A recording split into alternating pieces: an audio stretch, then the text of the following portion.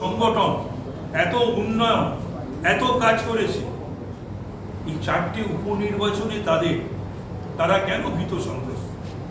আসলে ওরা ভীত সন্ত্রস্ত করছে, যেটা আমরা বলছি ওরা নিজেরাই মরেন, এটা কাভার্ডনেস থেকেই হয় এবং ওরাই ভীত সন্ত্রস্ত।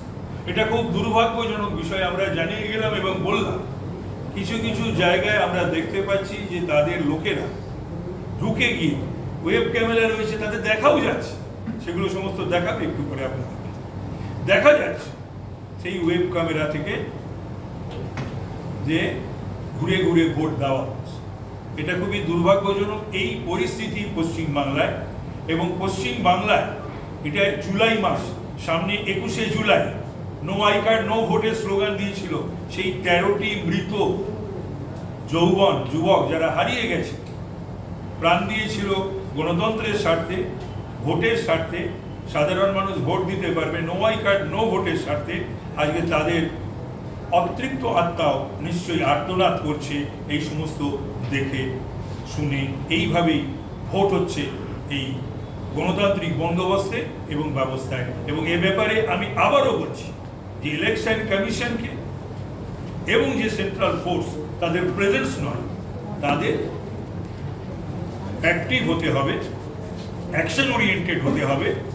এবং ইলেকশন কমিশনকে যদি সত্যি ডেমোক্রেসিকে বাঁচাতে হয়, ডেমোক্রেসিকে রক্ষা করতে হয়, মানুষ যদি ভোট দিতে পারে বা মানুষ ভোট দিতে পারে এমন বন্দোবস্ত এবং ব্যবস্থা নিশ্চিত করতে হবে।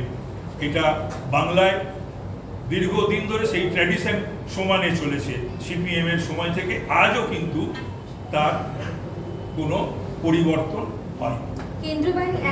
সেন্ট্রাল ইলেকশন কমিশন এবং সিএবিএফ তাদের ভূমিকা নিয়ে প্রশ্ন তুলছেন, বারবার তুলছি। স্টেট পুলিশ তারা তো নিয়ন্ত্রিত, স্টেট পুলিশ তাদের ইউজ করছে না, ইউজ করতে দিচ্ছে না, এটা তো উচিত, সেটা করতে দিচ্ছে না। তবে এটা ঘটনা ইসিকে এনসিওর করতে হবে today or tomorrow peaceful fair free election in the state of West Bengal, এক। আর দুই হচ্ছে যে ডিপ্লয়মেন্ট অফ ফোর্সেস নয়, শুধুমাত্র তাদের প্রেজেন্স নয়, এটা যেন ফিল করা যায় যে এনসিওর করার জন্য ফ্রি ফেয়ার ইলেকশন, ডেমোক্রেসিকে বাঁচাতে গেলে যা করা উচিত সেটার জন্যই তো ডিপ্লয়মেন্ট, সেই কাজটা যেন তারা করে।